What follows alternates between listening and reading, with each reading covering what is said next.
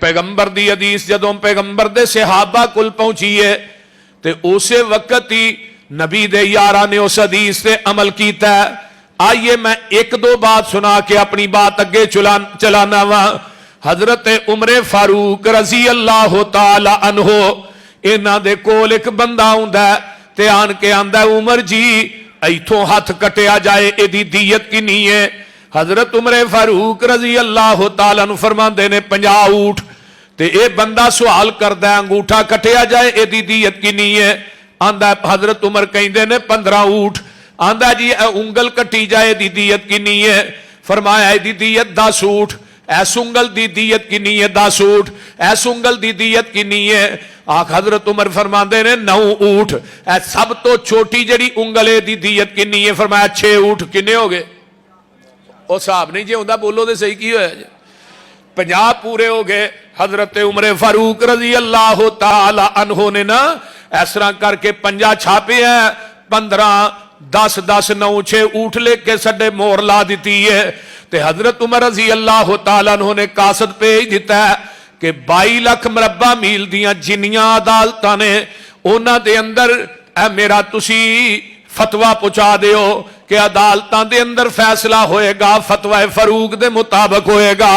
हजरत उमर फारूक रजी अल्लाह तआला अन्हो दा फतवा लैके जदों कासद मुख्तलिफ शहरां दे अंदर पहुंचते ने ते मिस्र दी अदालत दे अंदर ना फतवा फारूक पहुंचिया। जदों मिस्र दी अदालत दे अंदर पहुंचदा कासद ते मिस्र दे जज ने मेरे उमर दा फतवा पढ़िया ते नाल ही कुर्सी डठी है नबी दे एक सहाबी दी। इस सहाबी दा नाम है हजरत औफ रजी अल्लाह तआला अन्हो। हजरत औफ बिन मालिक जलीलुल कदर सहाबी ने ते जज मेरे उमर दा फतवा पढ़दा पिया ते हजरत औफ आंदे ने एक की रुका किथों आया। जज कहन लगा जनाब मदीने चो आया।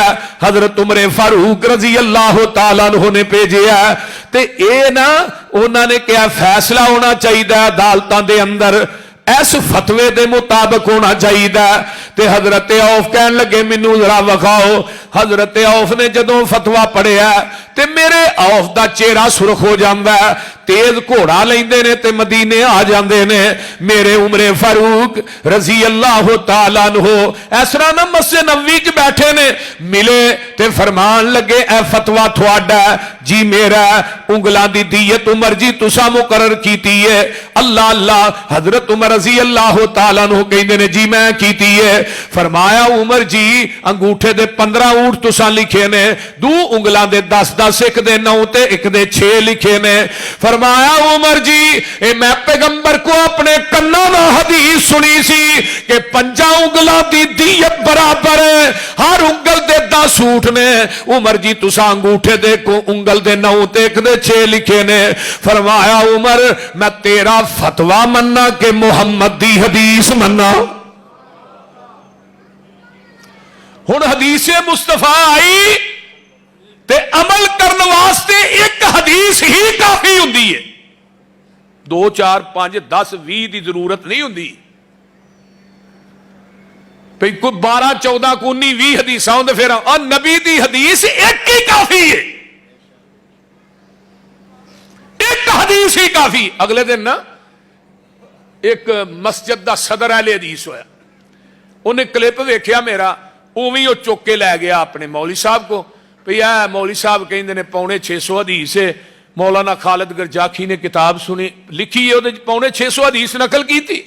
अगर तकरार ना रफुल यदैन दी हदीसां जमा कीतियां जान 1000 तो उत्ते जांदियां ने जिहड़ियां तकरार ना आईयां ने।